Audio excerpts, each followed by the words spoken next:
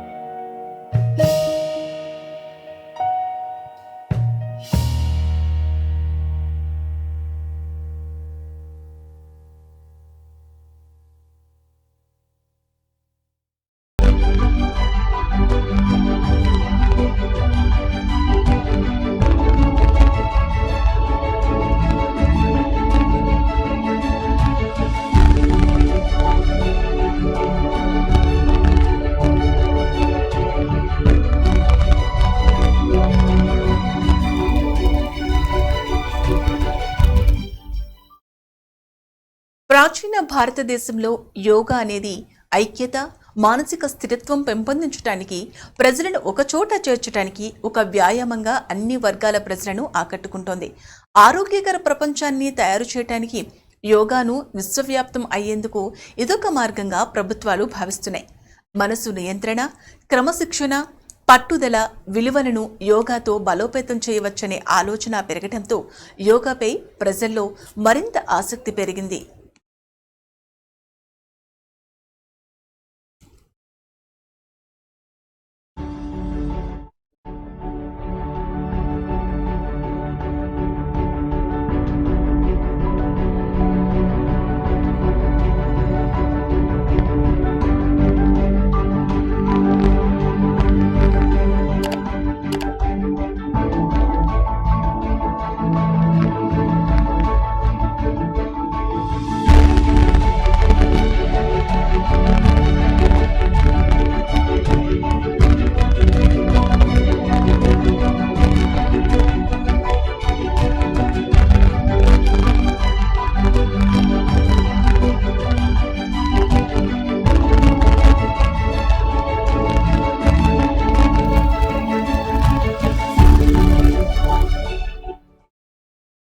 నేటి ఉరుకుల పరుగుల జీవితంలో కాస్తంత విరామం దొరకడం కూడా కష్టసాధ్యమవుతోంది. ఈ నేపథ్యంలో ఒత్తిడి నుంచి ఆహ్లాదకర మనస్సుకు యోగాతో కళ్ళెం వేసేందుకు ఒక ఔషధంగా ఉపయోగపడనుంది. శరీరం, మనస్సు, ఆత్మ స్వస్థత సాధించడానికి యోగా ఒక మార్గంగా భావించడం వలన యోగాకు నేడు జిమ్ల కంటే అధిక ప్రాధాన్యం దక్కింది. ఫలితంగా అన్ని వర్గాలు యోగాను అనుసరిస్తుండటం ఒక మైలురాయిగా చెప్పవచ్చు.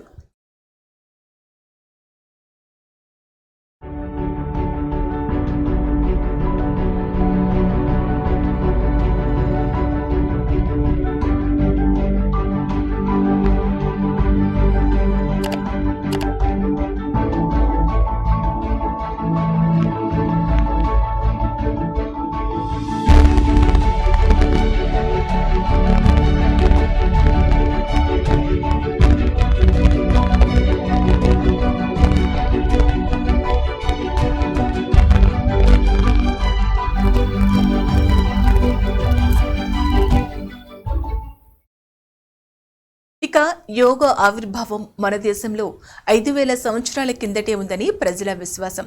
ఇక్కడ శివుడు హిమాలయాల్లో సప్త ఋషులు అని పిలిచే 7 పురాణ ఋషులకు యోగా శాస్త్రాన్ని చెప్పారనే ఓ కథ ప్రచారంలో ఉంది. శివుడినే యోగా ఆదిగురువుగా పరిగణిస్తుండటం విశేషం. మానవ పరిమితులను అధిగమించడానికి శాశ్వతమైన సామర్థ్యాన్ని వెలికితీసేందుకు యోగా శాస్త్రంలో విలువైన 112 మార్గాలు వేదాల్లో సూచించారు. అజ్ఞానాన్ని తొలగించడానికి, మోక్షం సాధించడానికి యోగాతోనే సాధ్యమవుతుంది. యోగా సూత్రాల నుంచి ప్రస్తుత అభ్యాసాలను పతంజలి మహర్షి వ్యవస్థీకరించారు.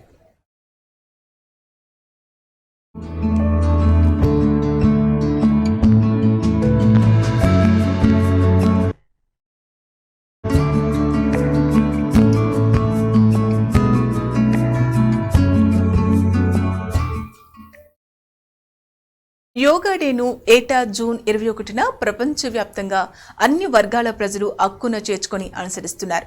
ఫలితంగా యోగా అంటే భారత్, భారత్ అంటే యోగా అనే స్థాయికి చేరుకునే రోజులు మరింత దగ్గరలోనే ఉన్నాయనడంలో అతిశయోక్తి లేదు అని చెప్పవచ్చు.